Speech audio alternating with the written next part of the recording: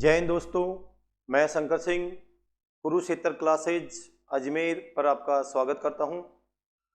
जितने भी प्यारे भावी जो अग्निवीर है उनके लिए ये मुहिम चलाई गई है, तो मैं उम्मीद करता हूं कि आप सब लोग जुड़े रहे। और आज जो अपना जो विषय रहेगा वो रहेगा मैथ्स। और मैथ में आपको पता है कि अग्निवीर के जितने भी जो पेपर होंगे उसमें 20 क्वेश्चन आपके जो रहता है मैथ और रीजनिंग के, तो अपन पहले उस 15 क्वेश्चन पर बात करेंगे। तो आज का जो अपना चैप्टर रहेगा वो रहेगा औसत।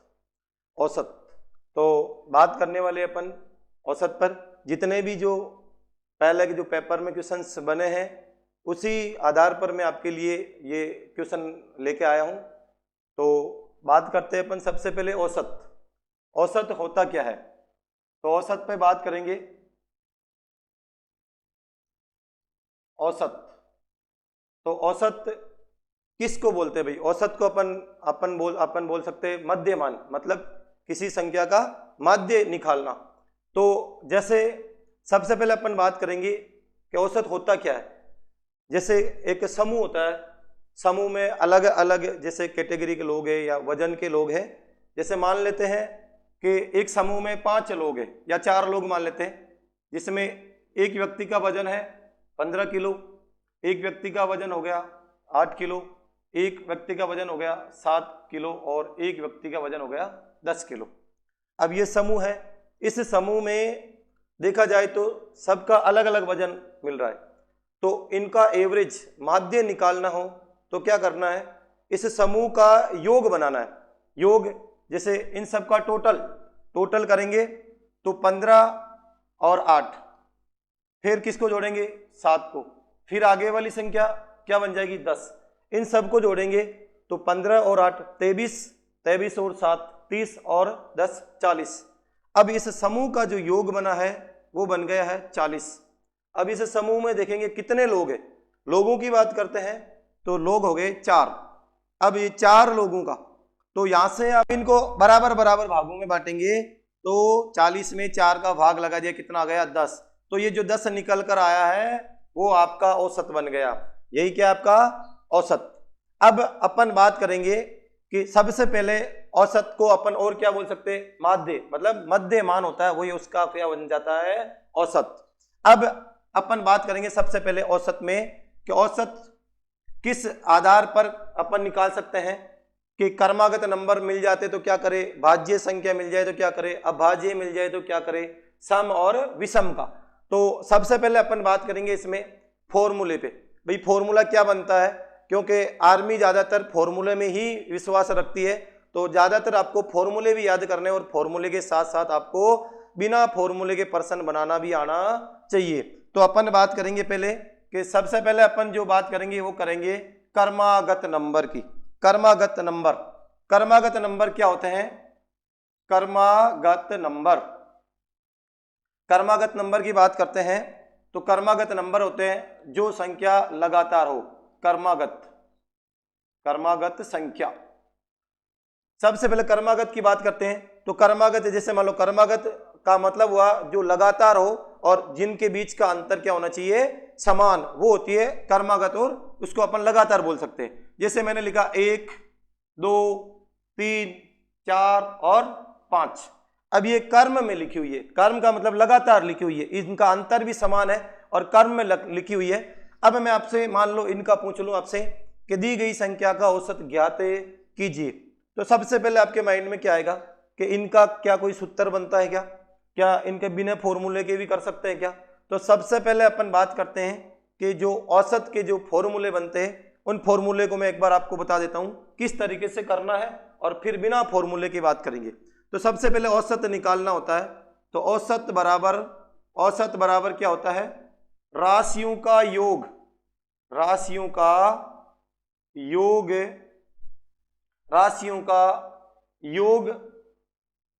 बटे हुए की राशियों की संख्या। तो जैसे ही जो समूह बना हुआ है उसमें राशियों का योग करके राशियों की संख्या का भाग लगा देंगे तो आपको क्या मिल जाएगा, औसत मिल जाएगा। अब ये तो ओनली औसत है, कभी आपसे राशियों का योग पूछ लिया जाता है, कभी आपसे राशियों की संख्या पूछ ली जाती है। तो अपन बात करते हैं सबसे पहले राशियों की संख्या, या राशियों की संख्या अपन निकालनी है अपने को। तो राशियों की संख्या बराबर क्या हो जाएगा, राशियों की संख्या बराबर हो जाएगा कि औसत को, जैसे भी योग लिखा हुआ यहाँ पे, तो इस योग में औसत का क्या लगा देंगे, भाग लगा देंगे, तो अपने को राशियों की संख्या मिल जाएगी। अब राशियों की संख्या मिल गई तो कभी आपसे राशियों का योग पूछ लेंगे, क्या पूछ लेंगे, राशियों का योग। तो राशियों का योग बराबर क्या होता है, राशियों का योग बराबर क्या होता है, औसत को संख्या से गुणा कर देंगे तो आपको क्या मिल जाएगा, राशियों का योग। तो संख्या को किससे गुणा कर देंगे, औसत से गुणा कर देंगे, तो अपने को क्या मिल जाएगा, राशियों का योग। तो मैं ये देख लो, एक फॉर्मूले से आपने कितने फॉर्मूले समझ लिए, 3 फॉर्मूले बन गए कि औसत निकालना सीख गए, संख्या निकालना सीख गए, और राशियों का योग निकालना भी आपको आ गया। अब ये फॉर्मूले मान लो आपको याद नहीं है, तो अब जो भी आपको संख्या मिल जाती है उन संख्याओं का आपको योग या औसत या संख्या निकालनी है तो कैसे निकालते हैं। तो अब सबसे पहले जैसे मान लो आपको नंबर मिल गया क्रमागत 1 2 3 4 और 5, इनका औसत ज्ञात करना है। तो औसत ज्ञात करेंगे तो सबसे पहले देखेंगे कि औसत निकालने का तरीका क्या है, कि या तो सभी संख्या का टोटल करो और जितनी संख्या उसका क्या लगा देंगे, भाग। अब देखो 5 और 4 9 और 3 12 और 2 14 और 1 15, इनका टोटल योग हो गया 15। कितना हो गया, 15। अब संख्या कितनी है, 5। तो 15 में अगर मैं 5 से भाग करता हूं तो कितनी बार पूरा पूरा चला जाएगा, 3 बार। अब आपका औसत क्या हो गया इसका, कि 1 2 3 4 और 5 ये संख्या दी हुई है, इनका औसत एवरेज आ गया आपका 3। अब कि सर इसको सीधा कैसे निकाला जाए, बिना फॉर्मूले के कैसे किया जाए, या कम समय में और कैसे कर सकते हैं। तो जब कभी भी आपको क्रमागत नंबर मिल जाता है तो आपको क्या करना है कि प्रथम पद और अंतिम पद को जोड़ के 2 से डिवाइड करना है। किसको, प्रथम पद और अंतिम पद को, चाहे नंबर कितना ही बड़ा हो, तो प्रथम पद और अंतिम पद को जोड़ के 2 से क्या कर देंगे, डिवाइड। तो देखो प्रथम पद है आपका 1 और अंतिम पद कितना है 5, दोनों को जोड़ के किसका भाग लगा देंगे, 2। कि यहाँ पे 2 का भाग क्यों लगाया, क्योंकि एक तो आपने प्रथम नंबर लिया और एक अंतिम नंबर लिया, तो 2 संख्या ले ली, तो दोनों का योग देखा तो 1 + 5 कितना हो गया, 6, और 6 को 2 से डिवाइड कर दिया तो औसत कितना आ गया आपका, 3 आ गया। कितना आ गया, 3। तो एक तो आपने देखो फॉर्मूले से बना के किया था कि राशियों का योग बटे राशियों की संख्या, तो राशियों का योग आया था 15 और राशियों की संख्या थी 5, तो औसत आया 3। अब आपने ये क्रमागत नंबर मिलते ही आपने प्रथम पद और अंतिम पद को जोड़ के क्या कर दिया, 2 से डिवाइड कर दिया, तो आपको क्या मिल गया, औसत। कि ये क्रमागत नंबर किसी भी वे में आ सकता है क्या, बिल्कुल भाई कहीं से भी मिल सकता है। जैसे मैंने लिख दिया क्रमागत नंबर, जैसे लिख दिया 2 4 6 8 और 10, तो ये क्या है, ये भी क्रमागत नंबर हो गया। देखो कर्म में लिखा हुआ, कर्म का मतलब हो गया कि इनका जो अंतर है वो क्या है, समान है। यहां से यहां तक कितने का अंतर आ गया, 2 का अंतर आ गया। इधर आगे भी अपन जा रहे हैं तो भी कितने कितने का अंतर मिल रहा है अपने को, 2 का अंतर मिल रहा है। इसका मतलब ये भी क्रमागत नंबर मिल गया। अब आप क्या करेंगे भाई, औसत निकालना तो ऐसे थोड़ी सबको टोटल करेंगे फिर इनका भाग लगाएंगे, नहीं। अब अभी अपन ने सीखा था क्रमागत नंबर में प्रथम पद प्लस अंतिम पद, कौन सा लिखना है, प्रथम पद प्लस अंतिम पद को जोड़ के क्या लगा देना है, 2 का भाग लगा देना है, तो आपको इनका क्या मिल जाएगा, औसत मिल जाएगा। तो प्रथम पद कितना हो गया 2 और अंतिम पद कितना हो गया 10, तो 2 + अगर 10 कर दिया तो बताओ 2 और 10 कितने हो गए टोटल, तो 12, और 12 में यदि मैं 2 का भाग लगाता हूं तो कितनी बार पूरा पूरा चला जाएगा, 6 बार। तो बताओ इन संख्याओं का औसत कितना हो गया, 6। यदि आप इसको और भी जल्दी करना चाहेंगे तो क्या करेंगे भाई, क्रमागत में जितना नंबर आगे छोड़ रहे हो उतना ही पीछे छोड़ देंगे और बीच में बची हुई संख्या आपका क्या बन जाएगा, औसत बन जाएगा। तो उम्मीद करता हूं कि क्रमागत नंबर वाले आपके समझ में आ गए होंगे। तो इसी तरीके के जितने भी जो क्वेश्चन बनते हैं अपन उनको आगे सोल्व करते जाएंगे। तो अब अपन बात करेंगे सीधी क्वेश्चन की, कि क्वेश्चन नंबर 1 पर चलते हैं और अब कर्मागत नंबर है या प्राकृत संख्या है, इन सब का आपको औसत मिल जाएगा। क्वेश्चन 1 की बात करते हैं। तो क्वेश्चन है 1 से 13 तक प्राकृत संख्याओं का औसत ज्ञात कीजिए। 1 से 13 तक प्राकृत संख्या का औसत ज्ञात कीजिए। भाई औसत ज्ञात करना है यहाँ पे कि औसत क्या होगा, यहाँ पे लिख सकते हैं भाई औसत क्या होगा। अब देखो कहां से कहां तक की बात कर रहा है, ये कह रहा है भाई 1 से लेकर 13 तक, 1 से लेकर 13 तक बताना।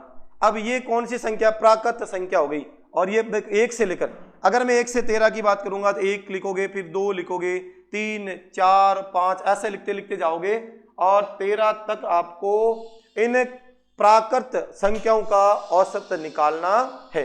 अब जैसे मान लो आपको भाई फॉर्मूला क्या कहता है कि पहले 13 फिर 12 11 इसको जोड़ते जोड़ते निकालेंगे, लेकिन ऐसे निकालेंगे तो आपका समय थोड़ा ज्यादा लगेगा, लेकिन आपका आंसर तो आ जाएंगे। लेकिन अपने को करना क्या है, अभी अपन ने समझा था कि कर्मागत नंबर में क्या करना है कि प्रथम पद और अंतिम पद को जोड़ के क्या लगा देंगे, 2 का क्या लगा देंगे भाग। तो प्रथम पद कितना इसका 1 और अंतिम पद कौन सा भाई 13। बताओ 1 और 13 को जोड़ के किसका भाग लगा देंगे, तो भाई 1 + 13 हो गए 14, और 14 में किसका भाग लगा देंगे भाई, किसका लगाएंगे 2 का। तो बताओ 14 में 2 का भाग पूरा पूरा कितनी बार चला गया, और आपका औसत बन गया 7। तो आपको इसमें दिख रहा है ऑप्शन नंबर सेकंड आपका क्या हो जाएगा राइट, कि 1 से 13 तक प्राकृत संख्याओं का औसत क्या होगा, तो आंसर बनेगा 7। समझ में आ गया होगा। तो देखो इस तरीके से कर्मागत हो प्राकृत हो कैसी भी संख्या मिले, अब ये कहीं से भी हो, कर्मागत प्राकृत संख्या कहीं से भी शुरू हो सकती है। अपने को देखना कर्मागत है तो प्रथम पद प्लस अंतिम पद को जोड़ेंगे और 2 का क्या लगा देंगे भाग। बात करते हैं अगले क्वेश्चन की। देखो क्वेश्चन नंबर 2 है, कह रहा 1 से 15 तक प्राकृत संख्याओं का औसत ज्ञात करे। प्राकृत संख्याओं का, किसका भाई, प्राकृत संख्याओं का। भाई प्राकृत संख्याओं का औसत आपको निकालना है। अब देखो कहां से कहां तक है संख्या, 1 से और 15 तक की बात करेंगे। अब इसको आप ऐसे नहीं, वहां भी एग्जाम में भी कि 1 2 3 4 5 ऐसे लिखने लग जाओ, नहीं, समय इसमें क्या हो, जोड़ोगे तो भाई समय तो लगे। अब आपको करना क्या है, आपको देखना कि 1 से लेकर भाई कहां तक चलना है, 15 तक है।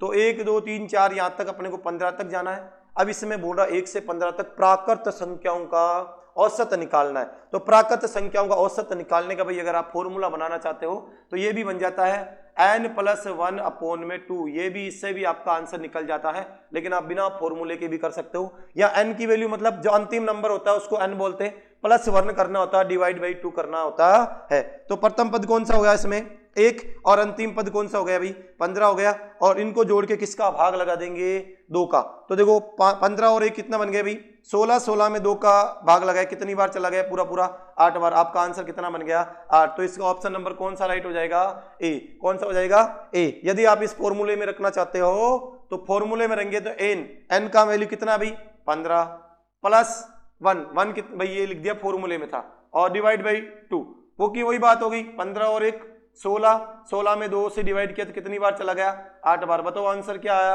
अच्छा ये फॉर्मूले से करो या आपको पता है कर्मागत नंबर है तो प्रथम पद और अंतिम पद को जोड़ के क्या लगाना है 2 का भाग लगा देना है, तो आपका आंसर बन जाएगा। बात करते हैं अगले क्वेश्चन की। देखो क्वेश्चन नंबर 3। अब ये आ गया कि 5 6 7 8 और 9 का औसत ज्ञात करें। कि सर अब क्या करें, संख्या आ गई 5 6 7 8 और 9, कितनी संख्या है 5।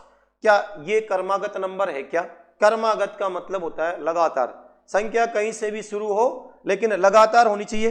तो देखो 5 और 1 6 के बीच में 1 का अंतर है, यहां भी देखा तो 1 का अंतर, सभी में 1 का अंतर आया। इसका मतलब ये नंबर कौन सा बन गया भाई कर्मागत नंबर बन गया, कंजिक्यूटिव नंबर बन गया। इसका मतलब आपको पता है कि या तो जितने शब्द आगे छोड़ेंगे उतनी संख्या कहां छोड़ देंगे पीछे, और बीच वाला आपका क्या बन जाएगा आंसर बन जाएगा। या आपको पता है कर्मागत नंबर में प्रथम पद प्लस अंतिम पद और अपॉन में क्या कर देंगे 2। तो प्रथम पद कितना हो गया 5 और अंतिम पद 9। तो देखो 5 + 9 बटे की 2, तो 9 और 5 कितने होते हैं भाई? 14 में 2 का भाग लगाए तो कितना आंसर आ गया? 7। और जो ऑप्शन दिख रहा है 7 वही आपका आंसर हो जाएगा, ऑप्शन नंबर डी। बताओ समझ में आया क्या? तो बात करते हैं अगले क्वेश्चन की, क्वेश्चन नंबर 4। अब ये नंबर मिल गया आपको कि 6, 8, 10, 12 और 14 का औसत ज्ञात कीजिए। अब यहां देखा जाए तो बात करते 6, 8, 10, 12 और 14। अब ये भी क्या, सबसे पहले देख लो भाई क्रमागत नंबर है क्या, लगातार है क्या, अंतर समान है क्या? तो यहां देखा तो ये एक सम संख्या चलती है, तो सम का मतलब समान अंतर चल रहा है यहाँ पे भी। तो देखो यहां भी भाई जितनी संख्या आगे छोड़ेंगे उतनी कहां छोड़ देंगे? पीछे। या अपने को पता क्रमागत नंबर है, औसत निकालना है, तो प्रथम पद और अंतिम पद को जोड़कर क्या कर देंगे? 2 से भाग कर देंगे। तो 6 प्लस अंतिम पद कौन सा है? 14, और 14 में 6 जोड़ेंगे तो कितने बन जाएंगे? 20, और 20 में 2 का भाग लगा दिया जाएगा तो आंसर आ जाएगा 10। तो ये जो 6, 8, 10, 12 और 14 का ये क्रमागत नंबर है, आपसे औसत पूछ लिया तो आपका आंसर बन जाएगा 10, आंसर बन जाएगा लास्ट वाला डी ऑप्शन। तो बात करते हैं क्वेश्चन नंबर 5। ये कह रहा है कि क्वेश्चन अब की बार भाई सम और विषम की बात करने के लिए कह रहा है कि प्रथम 10 कितनी भाई? प्रथम 10 प्राकृत सम संख्याओं का औसत ज्ञात कीजिए। इस बार की बात हो रही है सम संख्याओं। किसकी बात करनी है भाई? सम की, इवन नंबर की बात करनी है भाई आपको। किसकी बात करनी है भाई? Even number. इवन नंबर भाई सम नंबर होता है, सम संख्या होती है, उसको बोलते हैं सम संख्याओं की। अब देखो प्रथम 10 सम प्राकृत संख्याओं की। अब ये कह रहा है कि प्रथम 10, अभी प्रथम 10 तो अपने को कौन सी मिलेगी? सम निकालनी है। तो भाई अगर अपन प्रथम 10 की बात करें तो अपन शुरू की बात करते हैं संख्याओं की, तो 1, 2, 3, 4 ऐसे ही लिखते हो ना, 5, 6, 7, 8 ऐसे डॉट डॉट करते करते आपको जाना है। और अब ये देखना है कि प्रथम इसमें सम मिलेगी कौन कौन सी। तो भाई प्रथम सम की बात की जाए तो फिर आप यहाँ पे आगे लिखोगे कि आगे जाओगे तो 8 के बाद में क्या लिखोगे? 9 लिखोगे। 9 के बाद में क्या लिखना आपको? 10, फिर 11, फिर लिखोगे 12, फिर 13, 14, 15, 16, 17, 18, 19 और 20। ये तो आपने जब नंबर लिखा तब पता चला कि इसे में आपको ओनली सम संख्या ढूंढनी, और कितनी? प्रथम 10। तो भाई पहली सम संख्या कौन सी होती है? पहली सम संख्या होती है 2। कौन सी होती है? 2। दूसरी 4, तीसरी 6, फिर आगे जाएंगे तो 8, फिर आगे जाएंगे तो 10, फिर आगे जाएंगे तो 12। ऐसे करते करते आप अगर आगे जाओगे तो आपको जितनी सम संख्या दिखती है आप उनको भाई एक बार अंडरलाइन कर लेंगे कि कितनी चाहिए? प्रथम 10 प्राकृत सम संख्या। तो पहली तो देखो 2, दूसरी 4, ऐसे करते 1, 2, 3, 4, 5, 6, 7, 8, 9 और 10। इतना लिखा जब जाकर आपको 1 से लेकर 20 तक लिखा, जब आपको 10 सम संख्या प्राप्त हुई। अब कि सर ये तो ठीक है 1 से 10 तक या प्रथम 10 था, यदि 100 तक आ जाए, 50 तक, 1000 तक आ जाए तो क्या करें? तो अपने को देखना है करना क्या है कि भाई इसने प्रथम ढूंढ के दे दी। तो जब कभी भी आपको सम संख्या, अब आप तो इसमें लिख लोगे भाई कि 2 थी, 4 थी, 6, ऐसे करते करते मुझे 20 तक जाना था। कहां तक जाना था? 20 तक जाना था। और 20 तक अगर बात करेंगे तो भाई ये लिख देंगे अपन, ये 20 अंतिम सम 20। 1 से 20 तक मैं ढूंढा तो पहली संख्या तो हो गई 2 और अंतिम हो गई क्या? हो गई 20। अब क्या करेंगे? वही क्रमागत बन गई, 2, 4, 6, 8, 10 ऐसे करते करते क्रमागत। तो प्रथम पद क्या है? 2, अंतिम पद कितना हो गया? 20। तो अपन क्रमागत नंबर में क्या करते हैं कि प्रथम पद प्लस अंतिम पद को क्या कर देते हैं? जोड़ के क्या लगा देते हैं? 2 का क्या लगा देते हैं? भाग। तो भाई प्रथम पद 2, अंतिम पद 20 हो गया, और इसमें 2 का डिवाइड करेंगे तो टोटल हो गया 22। कितना हो गया? 22। 22 में 2 का डिवाइड किया कितना हो गया भाई? 11। कितनी होगी? 11। अब देखते हैं भाई कि एक देखो कितना हो गया भाई? प्रथम पद तो था 2, अंतिम पद कितना हो गया? तो आपने प्रथम और अंतिम को जोड़ के 2 का भाग लगाया तो आपका आंसर निकल कर आ गया 11। अब इसमें ऑप्शन कौन सा दिख रहा है? 11। तो यहां पे देखा जाए तो ऑप्शन नंबर सी आपका राइट हो गया। कि सर अब आपने तो ये लिख के कर दिया, अब हम कैसे करें? तो भाई एक चीज का ध्यान रखना, देखो जब कभी भी आपसे बोल दे प्रथम, 2 शब्दों को आपको ध्यान रखना है कि 2 शब्द कौन कौन से देखने हैं कि एक तो प्रथम शब्द आ जाए तो क्या करना है? प्रथम शब्द आ जाए कि प्रथम 10 प्राकृत सम संख्या का औसत निकालना है, तो आपको कुछ भी ध्यान नहीं रखना कि इसने क्या किया कि जितनी सम संख्या बनती है वो पहले ही आपको 10 निकाल के दे दी। तो इसमें भाई आपको 10 संख्या मिल गई, तो यहाँ पे n की वैल्यू, आपको n की वैल्यू मिल गई कि यहाँ पे n बराबर हो गया, आपका टोटल नंबर है वो 10 है। क्या है? 10। और सम संख्या में कभी भी औसत निकालना हो तो आपको कुछ नहीं करना है, n प्लस का 1 कर दो, आपका आंसर आ जाएगा। तो n की वैल्यू कितनी थी? 10 और प्लस 1 किया तो आंसर कितना आ गया भाई? आंसर आ गया 11, जो आपको पहले ही बता दिया। तो सम में एक तो देखो आपको दो चीजें ध्यान रखनी है, एक तो आ जाए 1 से 10 तक, कहां से कहां तक आ जाए? 1 से 10 तक।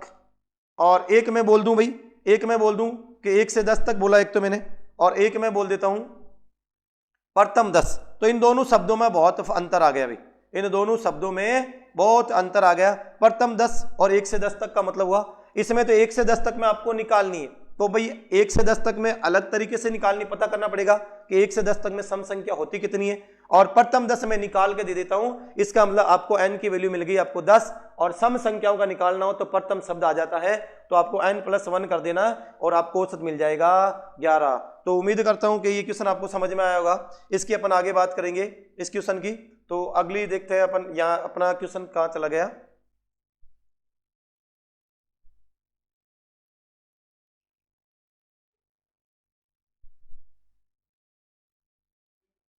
चलो देखो अगला क्वेश्चन है अपना, क्वेश्चन नंबर आ गया 6। अब देखो बात करते हैं, ये आ गया वही क्वेश्चन आ गया, 1 से 10 तक सम संख्याओं का औसत। भाई यहाँ पे संख्याओं का, किसका? सम संख्याओं का। अब सम संख्याओं की अगर अपन बात करेंगे कि 1 से 10 तक सम संख्याओं का औसत ज्ञात करें। अब कहां से कहां तक निकालनी है? तो वही बात आ गई कि 1 से 10 तक, तो 1 से 10 तक में ओनली कौन सी चाहिए अपने को? अपने को इवन नंबर चाहिए ओनली, अपने को ओनली इवन नंबर चाहिए, इवन नंबर अपने को चाहिए, इवन नंबर अपने को निकालने, सम नंबर अपने को निकालने। तो अगर अपन बात करते हैं, एक बार लिख के फिर सीधा बताते हैं आपको कि 1 से लेकर 10 तक अपने को चलना है, और उस 10 तक में आपको ओनली कौन से नंबर चाहिए? ओनली सम नंबर चाहिए। कहां से कहां तक? 1 से 10 तक, 1 से 10 तक सम संख्याओं का औसत ज्ञात कीजिए। तो देखो ओनली सम निकालनी है, तो एक सम संख्या है क्या? नहीं। कौन सी हो? पहली सम संख्या 2, उसके बाद में 4, फिर 6, फिर 8 और फिर 10। बताओ यहाँ पे मैं सम संख्या की बात करूंगा तो 1 से लेकर 10 तक टोटल कितनी सम संख्या मिलेगी आपको? तो देखो 1, 2, 3, 4 और 5। बताओ मैं यहाँ पे n की बात करता हूं तो n बराबर आपको संख्या कितनी मिलेगी? 5। कितनी मिलेगी? 5। अब आप करते क्यों कि n प्लस, जब सम संख्याओं की बात करते हैं तो अभी अभी अपन ने सीखा था n प्लस 1 बराबर क्या हो जाता है आपका कि सम संख्याओं का औसत। तो n की वैल्यू यहाँ पे कितनी है? 5, और 1 आपको फॉर्मूले में था, तो टोटल बन के कितना हो गया? 6। तो आपका आंसर क्या बन गया? 6। यह आपको कैसे करना है कि इसमें आपको ओनली सम नंबर निकालना, तो n की वैल्यू निकालना बहुत ईजी होता है। जब 1 से 10 तक लग गया, पिछले में प्रथम था, इसमें 1 से 10 तक की बात करते हैं। जब कभी भी आपको सम और विषम निकालनी है तो जो भी नंबर होता है n की वैल्यू निकालनी हो तो संख्या में क्या लगा दो? 2 का भाग लगा दो, आपको पता चल जाएगा n की मान कितनी आ गई? 5। इसका मतलब इस 1 से 10 तक में 5 सम संख्या है और 5 ही विषम, तो n की वैल्यू 5 आ गई, तो n प्लस 1 करेंगे तो आंसर आ जाएगा 6। ऑप्शन नंबर कौन सा राइट हो जाएगा? बी आ जाएगा। कौन सा आ जाएगा? बी। बात करते हैं अगले क्वेश्चन की, और देखो क्वेश्चन नंबर है 7, 1 से 50 तक सम संख्याओं का औसत। अब बात करते हैं भाई 50 तक। अब क्या 50 तक लिखना पॉसिबल है क्या? यहाँ पे भाई ये थोड़ी मिस्टेक हो गई, यहाँ पे लिखना था संख्याओं का, संख्याओं का औसत ज्ञात करे। तो देख 1 से लेकर 50 तक, कहां तक? 1 से 50 तक। अब क्या 1 से 50 तक अपन एग्जाम में लिखने बैठेंगे क्या? नहीं। तो नहीं, तो वहां पे देखो क्या करना है, सीधा आंसर कैसे निकालना है। अब सम संख्या निकालनी थी, चाहे संख्या सम निकालो चाहे विषम, n की वैल्यू निकालनी है, तो अंतिम नंबर कौन सा है? 50। 50 में देखो क्या करना है, 50 में किसका भाग लगाना है? 2 का भाग लगाना। 50 में किसका भाग लगा देंगे? क्योंकि अंतिम नंबर 2 था, n की वैल्यू निकालनी है। तो यहां पे देखा जाए तो 1 से 50 तक में टोटल कितनी सम संख्या हो जाएगी? 25। कितनी हो जाएगी? 25। अब 1 से सम संख्या की बात करते हैं, और अभी अभी अपन ने पढ़ा था कि सम संख्याओं का एवरेज निकालने के लिए n प्लस 1 कर दो, आपको औसत मिल जाएगा। मिलेगा कि नहीं मिलेगा? तो बताओ यहाँ पे n की वैल्यू मैंने निकाली, तो 1 से 50 तक में n की वैल्यू आई 25, और 25 में क्या जोड़ देंगे? 1 जोड़ेंगे तो कितने बन जाएंगे? 26। बताओ इस संख्या का 1 से 50 तक सम संख्या का औसत निकालना है, तो आंसर कितना आएगा भाई? 26। ऑप्शन नंबर कौन सा बन जाएगा आपका? ए वाला ऑप्शन बन जाएगा। अब इसको और कैसे कर सकते हैं, तो देखो 1 से 50 तक की बात करती है, कहां के 1 से 50 तक। तो भाई 1 से 50 तक में जैसे आप ऐसे लिखोगे 1 2 3 ऐसे करते करते करते कहां तक जाओगे 49 और 50 तक ये लिखोगे। तो इसमें ओनली 1 से 50 तक में आपको सम संख्या ढूंढनी है। कौन सी ढूंढनी है, सम संख्या ढूंढेंगे। तो पहली सम संख्या क्या हुई 2 और अंतिम सम संख्या क्या होगी 50। तो बताओ देखो इसमें भी वही बात होगी कि प्रथम पद प्लस अंतिम पद, प्रथम पद प्लस अंतिम पद बटे में क्या कर देंगे 2। तो देखो 2 प्लस 50 कितने हो गए भाई 52 और मतलब 52 हो गए। 52 में किसका भाग लगा देंगे 2 का, तो आपका आंसर कितना बन जाएगा भाई 26। बताओ आंसर आया कि नहीं। तो आप इस क्वेश्चन को बिना फॉर्मूले भी कर सकते हैं। तो उम्मीद करता हूं कि देखो ये क्वेश्चन आपको जो सम विषम प्राकृत वाले बनते हैं इनको आपको योग याद करना होता है, कभी औसत निकालना होता है। तो अभी तो अपन ओनली औसत की बात करते हैं, कभी आपसे इनका औसत की जगह योग भी पूछ लिया जाता है। अब देखो अब सम की बात करते हैं। अब क्वेश्चन आ गया विषम का कि भाई प्रथम 100 विषम प्राकृत संख्याओं का औसत ज्ञात करें। अब प्रथम 100 शब्द वही आ गया, सम और विषम वाले के साथ में लग गया प्रथम। तो कभी भी ध्यान रखना विषम संख्याओं का औसत निकालना हो, किसका भाई ओड नंबर का। अगर विषम नंबर का आपको औसत निकालना, एवरेज निकालना है तो विषम संख्या का n का मान ही होता है, मतलब जो n आ गया वही आपका औसत बने जाएगा। अब के सर वो n का मान कैसे निकाले, तो यहां तो निकला हुआ है भाई देखो प्रथम 100 जितनी भी 100 बनती है उनको ढूंढ कर आपको दे दी कि प्रथम 100 विषम प्राकृत संख्याओं का औसत। तो भाई इसमें प्रथम 100 विषम है कितनी, तो 100 संख्या n का मान यहाँ पे कितना है 100 है। और हमेशा ध्यान रखना कि अगर विषम संख्या पूछ ले औसत तो हमेशा जो भी n का मान आता है वही आपका औसत बन जाता है। तो यहाँ पर प्रथम 100 विषम है तो विषम की संख्या का आंसर भी विषम ही हो गया। टोटल कितनी थी 100 और 100 आपका आंसर बन गया, क्योंकि n बराबर विषम संख्याओं का औसत होता है। तो आंसर कौन सा बन गया भाई इसका, ऑप्शन नंबर ए बन गया कि प्रथम 100 विषम है और प्रथम दे दी। यदि इस क्वेश्चन को आपको इस तरीके से पूछ लिया जाता, इस क्वेश्चन को आपको इस तरीके से पूछ लिया जाता कि बताओ कि 1 से 100 तक, कहां तक भाई 1 से 100 तक विषम संख्याओं का औसत ज्ञात कीजिए। तो अब इसमें आपको निकाल के नहीं दिए, इसमें आपको निकालनी है कि कहां से कहां तक 1 से 100 तक। तो 1 से 100 तक विषम क्या होगी, जैसे आपने लिखा 1 2 3 4, या तो यहां से यहां तक लिखते जाओ आप कि भाई टोटल विषम नंबर लिखो, या आप क्या करोगे कि आपको जब कभी भी n का मान निकालना हो तो जैसे यहाँ पर 1 से 100 तक, तो n का मान निकालने के लिए अंतिम संख्या में 2 का भाग लगा दो और n की वैल्यू कितनी आ जाएगी 50। तो यदि मैं इस क्वेश्चन को इस तरीके से नहीं पूछ के इस तरीके से पूछता तो भाई 50 100 में 2 का भाग लगा 50 और n का मान 50 है यार। विषम संख्या में औसत विषम संख्या जो n की वैल्यू आती है वही बन जाती है। या अपन इसको इस तरीके से, इस क्वेश्चन की बात कर रहा हूं भाई मैं, उसकी नहीं कर रहा हूं कि जैसे प्रथम, इसमें देखो कि सर प्रथम ना तो सम होती है ना विषम, बिल्कुल भाई ना तो सम है ना विषम है। लेकिन जब आप औसत ज्ञात करते हो तो इसमें से अगर मैं सम संख्या निकाल दूंगा तो ओनली विषम बचेगी और उस कंडीशन में एक हमेशा उस विषम में काउंट हो जाएगी। तो एक और अंतिम पद कौन सा बना भाई 99। तो देखो प्रथम पद था 1, अंतिम पद था 99, दोनों को जोड़ के भाग लगाएंगे, दोनों को जोड़ के भाग लगा देंगे, कितना हो जाएगा 100 में 2 का भाग लगा दिया, कितना आ गया भाई 50। बताओ क्वेश्चन की कंडीशन ये होगी तो आंसर कितना आएगा 50। तो इस तरीके से सम और विषम के भी अपन आगे बात करते रहेंगे।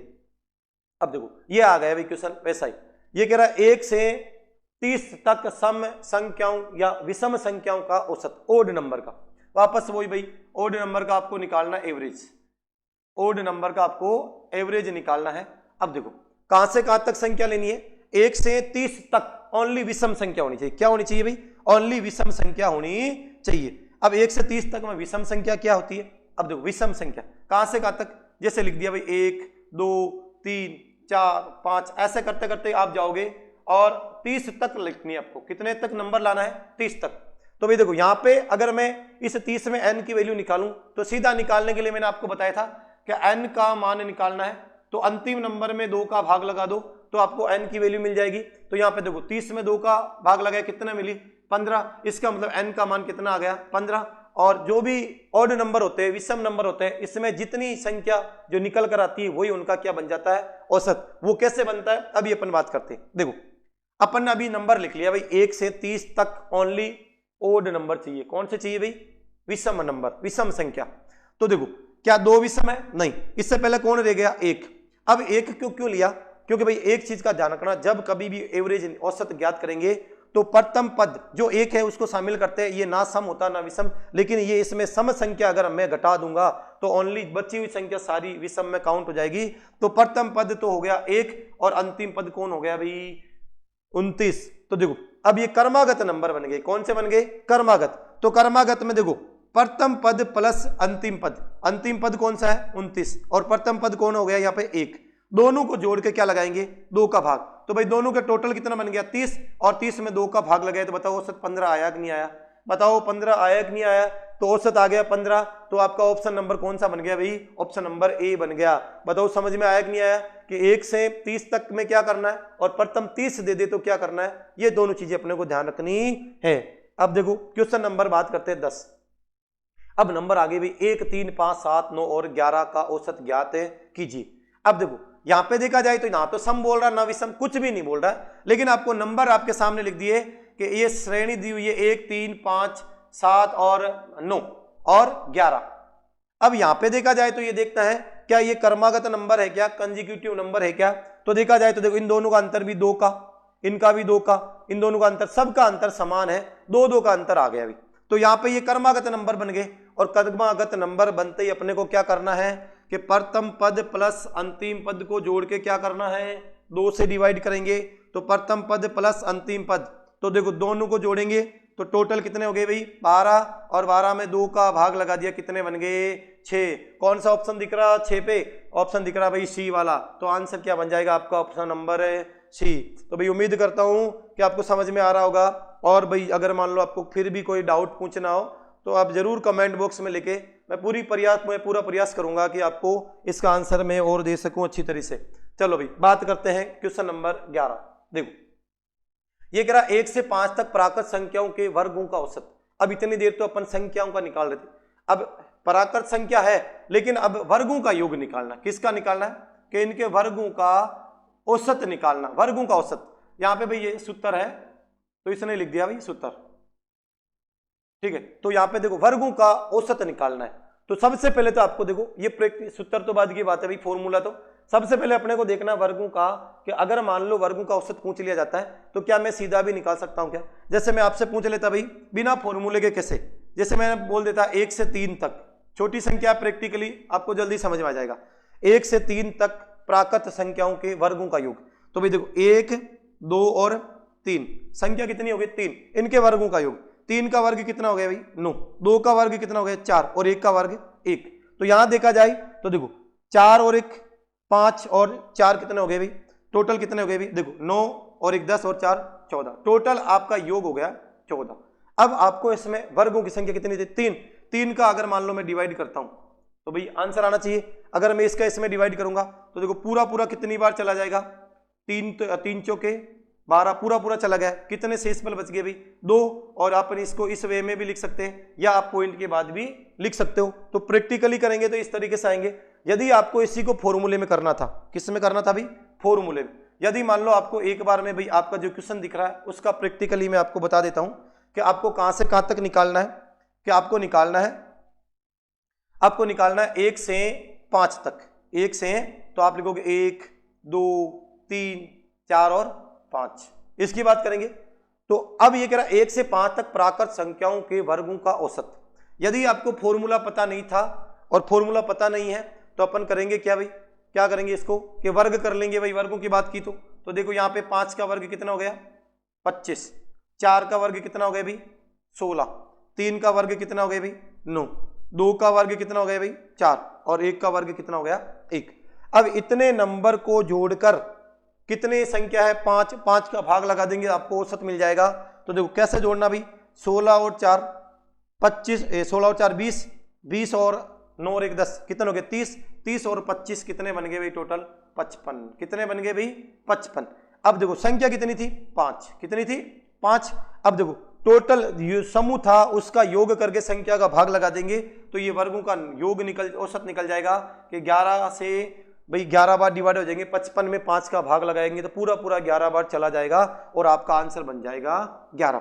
कि सर ये तो ठीक है 1 से 5 तक था तब तो अपन ने क्या कर लिया था कि भाई इनका औसत निकाल लिया, पहला औसत नहीं निकाला या इनके वर्ग किए और औसत निकाल लिया। कि ये संख्या बड़ी हो जाती तो क्या करते, जैसे मान लो 1 से संख्या आ जाती 1 से 20 तक तो क्या पूरे के पूरे वर्ग करते, पहले तो इनको वर्ग निकालना, पूरा वर्ग निकालने के बाद में सबका टोटल करेंगे तो समय तो लगेगा। तो आपको क्या करना है, इस समय से ही तो बचना है, अपने को करना क्या, इस समय से ही बचना है। और करना किस तरीके से इस क्वेश्चन को, देखो अब आपको सबसे पहले ये फॉर्मूला अगर याद है भाई, याद करना पड़ेगा कि क्या होता है भाई। अब प्रैक्टिकली तो मैंने आपको बता दिया किस तरीके से करना है। अब फॉर्मूला बनता है n कोष्टक n plus 1 2n plus 1 upon में 6, मतलब n प्लस 1 2n प्लस है यहाँ पे भाई, ये बराबर नहीं है तो यहाँ पे भी ध्यान रखना।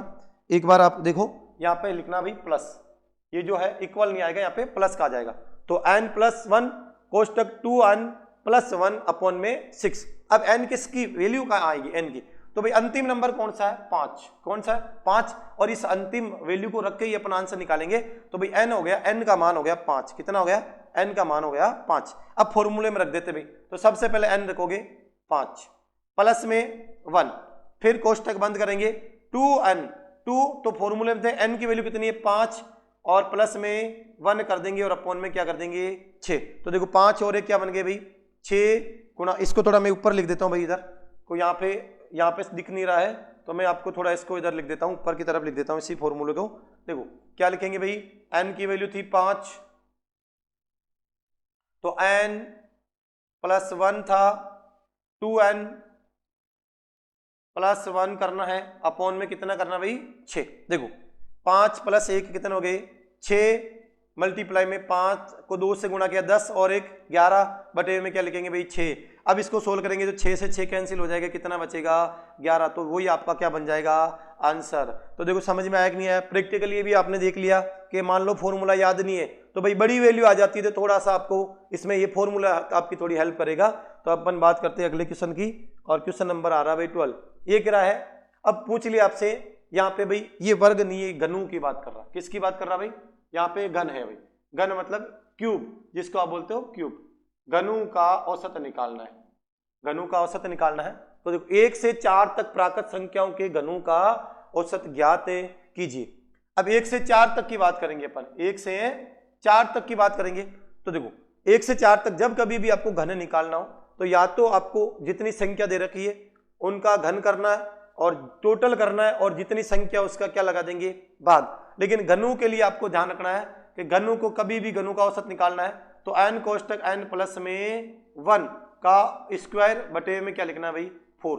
अब कभी कभार ये क्वेश्चन क्या होता है, इस फॉर्मूले को भाई कभी कभार आप कोई किसी बुक में देखते हो तो इस तरीके से लिखा हुआ आता है कि n कोष्टक n प्लस में 1 और अपॉन में 2 का ये पूरा होल स्क्वायर आ जाता है भाई, इसका पूरा होल स्क्वायर आ जाए तो बात तो एक ही है कि मैं देखो इस जो नीचे 2 था इसको स्क्वायर करेंगे तो 4 बन जाएगा, तो वो एक ही बात है, चाहे इस तरीके से लिखो चाहे इस तरीके से लिखो। अब देखो 1 से 4 तक, तो 1 से 4 की बात करेंगे तो n की वैल्यू कितनी आ जाएगी 4, कितनी आ जाएगी 4, तो 4 n की वैल्यू थी, n प्लस में 1 का स्क्वायर अपॉन में क्या लिख देंगे भाई 4। तो देखो यहाँ पे टोटल किया तो भाई देखो 4 में अगर 4 और 1 5, 5 का स्क्वायर सीधा लिख देते हैं, चलो यहाँ से कि 5 का स्क्वायर लिखना है यहाँ पे, तो 5 का स्क्वायर कितना बन जाएगा भाई 25, कितना बन जाएगा 25 अपॉन में कितना भाई 4, तो 4 से 4 कैंसिल हो गए, आंसर कितना आ गया भाई 25। तो 1 से 4 तक प्राकृत संख्याओं के वर्गों का अगर औसत की बात करेंगे तो आंसर कौन सा बन जाएगा भाई ऑप्शन नंबर डी। बताओ समझ में आया कि नहीं आया, आ गया ना समझ में। तो आपको वर्गों का निकालना हो चाहे घनों का निकालना हो, ये दोनों फॉर्मूले हैं और बिना फॉर्मूले के आपको निकालना आना चाहिए। तो बात करते हैं क्वेश्चन नंबर, अब देखो कभी कभार भाई गुणज में आ जाता है, किस में आ जाता है गुणज में हो जाता है। अब देखो ये कह रहा है 3 के प्रथम 5 गुणज, 3 के प्रथम 5 गुणज का औसत क्या होगा, यहाँ पे औसत क्या होगा। तो भाई 3 के प्रथम 5 गुणज की बात कर रहा, किसकी बात कर रहा है 3 के प्रथम 5 गुणज।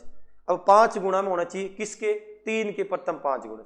अब 3 के प्रथम 5 कौन से, जैसे मान लो एक बार प्रैक्टिकली समझाता हूं मैं आपको, जैसे मैंने लिख दिया 1 2 3 4 और 5, यहाँ पे बात करेंगे 4 और 5, तो ये आ गए 4 और ये आ गई 5, ये सभी किसके गुणा में होना चाहिए 3 के प्रथम 5 गुणज। अब 3 के गुणा में होना चाहिए, किसमें 3 के गुणा में, तो मतलब ये भी 3 के गुणा में होना चाहिए और ये भी 3 के गुणा में, और ये सभी की सभी संख्या 3 3 के गुणा में होनी चाहिए, 3 3 के गुणा में होनी चाहिए।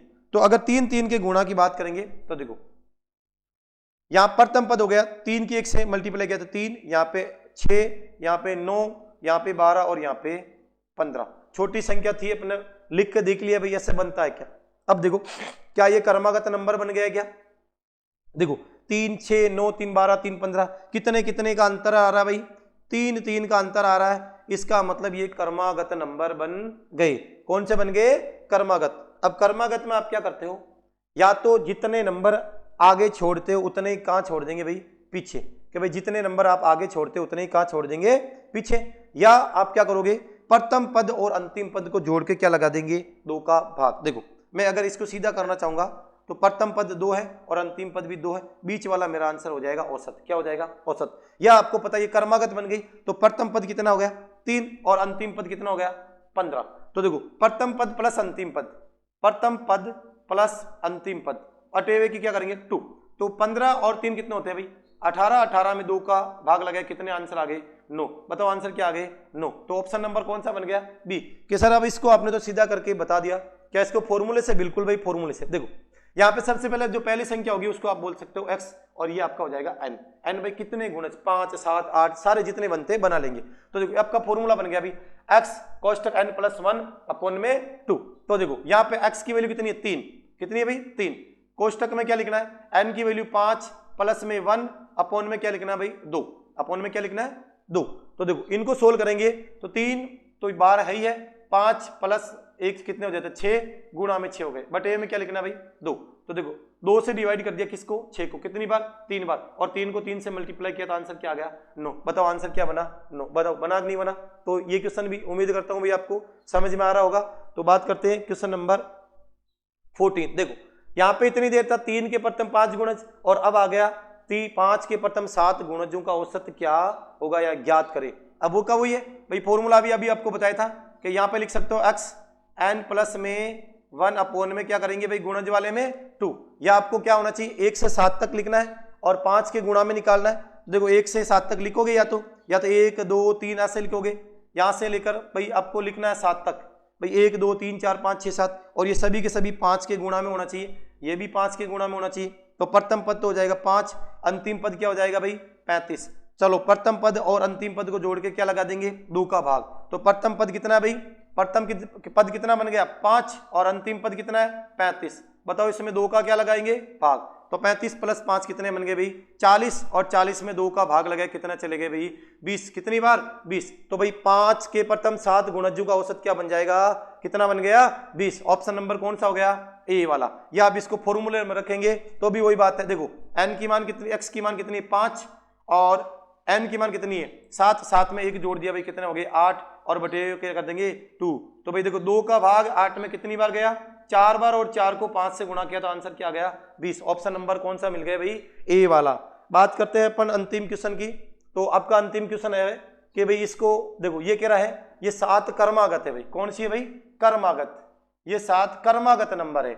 ये कह रहा है भाई 7 कर्मागत संख्याओं का औसत 20 है, तो इनमें सबसे बड़ी संख्या कौन सी है।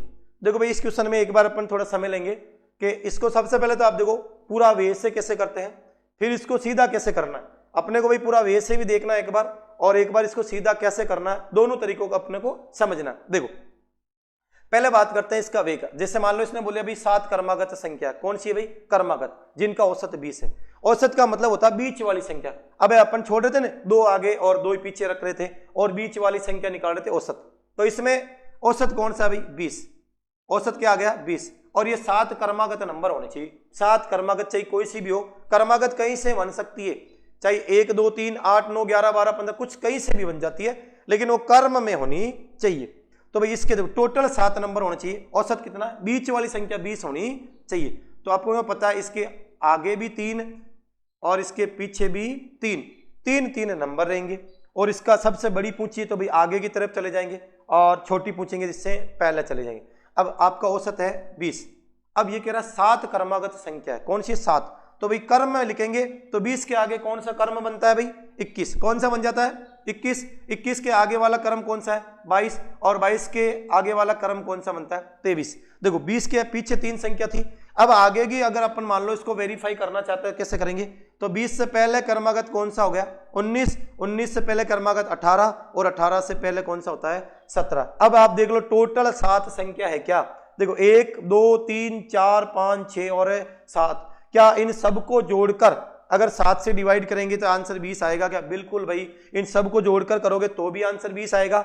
या आपको इसको पता करना है तो क्रमागत नंबर में क्या होता है कि प्रथम पद और अंतिम पद को जोड़ के क्या करते हैं 2 से डिवाइड, तो आंसर 20 औसत आना कितना चाहिए अपने पास कि प्रथम पद और अंतिम पद को जोड़कर 2 से डिवाइड करें। तो प्रथम पद इसका क्या हुआ भाई 17 और अंतिम पद क्या हुआ इसका 23। तो भाई देखो प्रथम पद प्लस अंतिम पद को जोड़कर अगर अपन 2 से भाग करेंगे तो अपने को औसत मिलेगा, जो कि आना कितना चाहिए 20 आना चाहिए। तो देखो इन दोनों को टोटल किया तो 23 और 17 टोटल कितने बन गए भाई 40, और 40 में 40 को 2 से डिवाइड किया तो भाई आंसर कितना आ गया 20। बताओ ये बिल्कुल सही है क्या? कि बिल्कुल सही है कि प्रथम पद और अंतिम पद को जोड़ के देखा तो औसत कितना आया 20। अब आपसे पूछा क्या है, आपसे पूछा भाई इनमें सबसे बड़ी संख्या कौन सी होगी, तो भाई देखो सबसे छोटी तो होगी 17 और सबसे बड़ी होगी 23, तो ऑप्शन नंबर कौन सा बन जाएगा भाई ए वाला आपका ऑप्शन बन जाएगा।